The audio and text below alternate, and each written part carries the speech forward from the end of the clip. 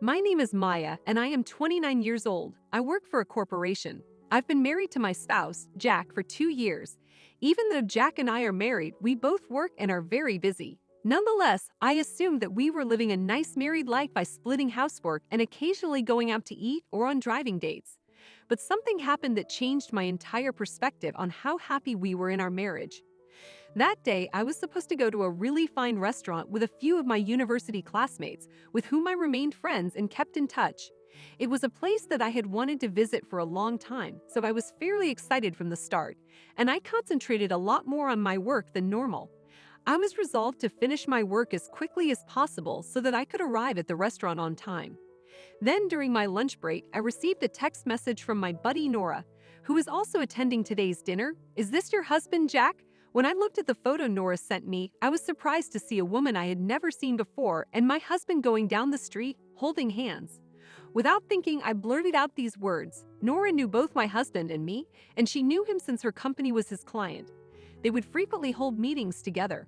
Nora stated that she had a meeting at my husband's workplace today and paid him a visit. However, the employer allegedly informed her that he had the day off. I felt this was strange, because as far as I could tell, my husband had left for work in the morning and was not on vacation. In other words, by this morning, he had entirely lied to me. My husband was repeating this to me this morning. "I'm also going out to eat with a friend today." So Nora's buddy must be the woman in the photograph she snapped. I couldn't believe my spouse was having an extramarital affair without my knowledge. All of my exhilaration from the morning vanished as soon as I learned this. I couldn't even be inspired to go to the posh restaurant anymore. Then, after ending work, I went to the restaurant, feeling unhappy and unmotivated. I was taken aback from the moment I walked into the restaurant. I couldn't believe my eyes, yet my husband was present. In addition, he was with the woman in the photograph. Something inside me snapped when I saw the two of them eating together and having fun conversing. I no longer care about this guy. But I didn't want to ruin our meal with the girls, so I decided to stress out my husband while avoiding a big scene. "Oh, good evening." My husband Jack's face freezes. What a coincidence. "Who is this individual?" "I know him from work, you know." "What are you saying?" "You're mumbling the words too often. If you're going to introduce me to her, you better do so correctly." "Oh, so she is your girlfriend. I see how things are. Please enjoy your dinner." After saying that, I sat down next to my spouse. I could tell how awkward my spouse was simply by being in the same room as him. Nora, who had sent me the photo, arrived and was shocked to see Jack in the restaurant. However, I raised my index finger in front of my mouth and requested that she keep silent about the issue. My husband was plainly panicked since he kept dropping his fork numerous times, and the woman beside him was saying this to him. "You're acting funny today, you know. It must be horrifying to be caught cheating on another woman while seated next to your own wife." So deliberately, I chatted with my friends about my current love and family life while admiring my husband's facial expressions next to me. Then we finished supper early, so I went home first and waited for my husband to arrive. My spouse returned home about 30 minutes after I did. Apparently, he and that woman split up shortly after supper, and he went straight home. When Jack saw my face, he replied, "I am so sorry." He began apologizing for his romance with Lucy. "She managed to seduce me. I'm so sorry. She had been seducing me for a while, and she was still asking me out for dinner after work tonight." Even though Jack began to apologize, I refused to forgive him. No way. That is wrong. You lied to me about going to work today. And you were out with Lucy during the day, right? What? I already have proof, you know. Saying this, I showed Jack the photograph my friend had taken. "So no more dumb excuses, and you will not get away with this. That's plenty for me. Let us divorce. We'll talk about alimony later on." I then contacted Nora, who had attended the dinner today. And for the time being, I just packed my belongings and departed, deciding to stay at her house. I felt the phone vibrating when I was enjoying another drink with Nora, laughing and remarking, "I never thought we'd run into each other at that restaurant." As I looked at my phone, I noticed that there were numerous notifications of incoming calls. At first, I assumed it was my spouse, so I attempted to ignore it.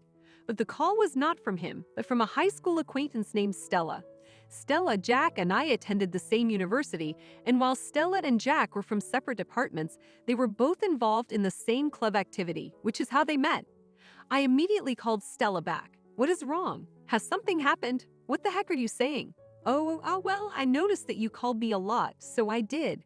What right do you have to be so angry at Jack simply because he was having dinner with another woman? What? I've heard everything from Jack, you know. You were so envious that you assumed Jack was having an affair when he wasn't. And you had a large fight in which you hurled a lot of stuff around the house before leaving. What's going on? Furthermore, it appears that you have had a similar mindset in the past. I've never done anything like that before. Hold on a minute. You misunderstood everything. Let's meet up. I will give you the truth about everything. I hung up the phone. I had no idea my spouse would try to make me look bad by telling such horrible lies to a common acquaintance.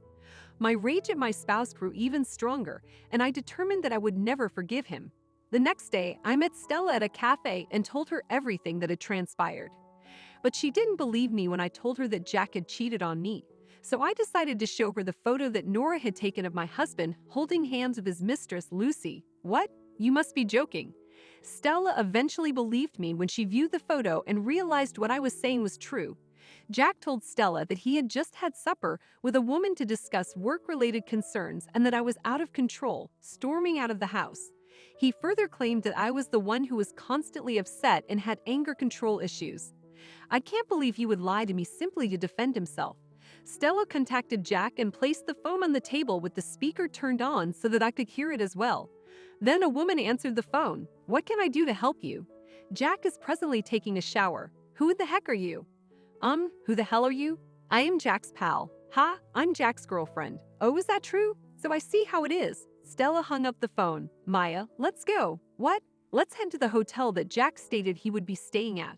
Apparently, my husband chose to stay at a hotel to make his lie to Stella more convincing, as he had informed her that the house was in disarray. Because of me. Well, it's more likely that he went to the hotel to ensure that we wouldn't cross paths if I unexpectedly returned home. We then proceeded to the front door of the hotel room, where my spouse was. Stella then hammered on the door, shouting, "Come on out, you cheating asshole." As you may imagine, it appeared like we were banging on doors in a mob-like manner. I informed Stella that if we made a scene, we'd be tossed out of the hotel. Then Stella said to me, "He can't get away with what he did, you know?" There was no answer from Jack, who was on the other side of the door. Stella was about to yell again, but I stopped her and said, "Let's just wait calmly until they arrive." The people I had called for arrived around 20 minutes later. "Hello, Jack. What the heck are you doing? Open the door. Is that the father?" "Yes, indeed. I invited Jack's parents over. You, what are you doing now?" "I will open the door now." Jack then opens the door as he says this. Then, as if the cops were on the scene, Jack's parents and Stella dashed inside Jack's room. I was the final person to enter the room after everyone else had moved to the back. What the hell is the significance of this? No, Stella. Apologies, this is Jack, and your extramarital affair makes you an important son. I don't recall raising you like that. I'm sorry, father and mother. When I arrived, my husband's parents had already blamed him like that, and Jack looked sad. Lucy was seated in one corner of the bed, rather awkwardly. Then Stella started saying something completely unbelievable. "Oh, Jack, you said I was your only woman, but who the heck is this woman? Huh? What exactly does she mean by that?" Jack's parents also exchanged a look that indicated, "Huh?" and "Look at Stella."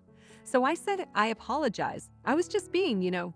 "Jack, what is the significance of this? Do you intend to imply that you are involved in extramarital relationships with multiple women? You foolish idiot."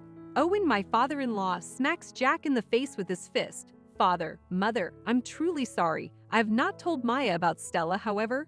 "Maya, why are you here? When Stella called you on the phone, I was present." "What the hell?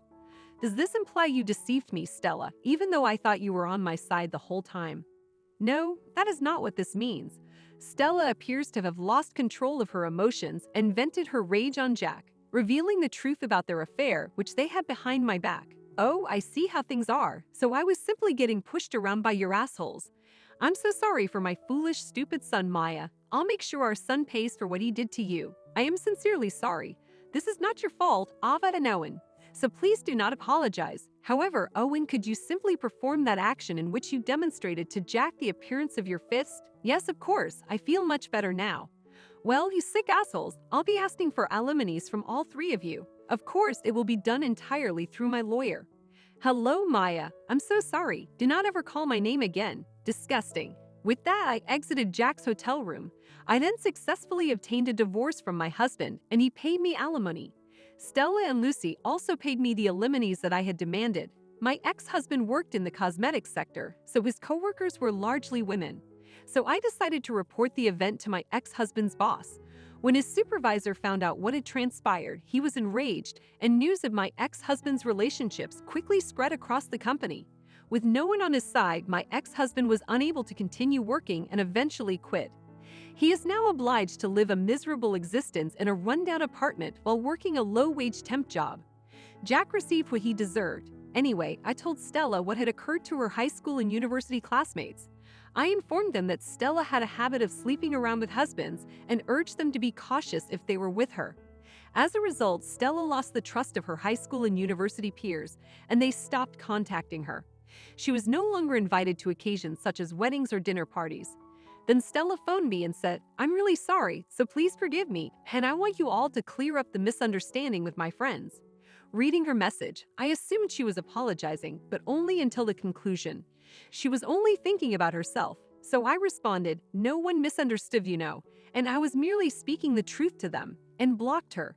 Stella was utterly absent from my life, and I can now live a very calm existence. I used the alimonies I received from Jack, Stella, and Lucy to purchase a new apartment. I am currently living in a new, gorgeous, and extremely spacious room, and my life is both elegant and comfortable. It appears that I have had enough of my marriage, so for the time being I will simply enjoy life on my own.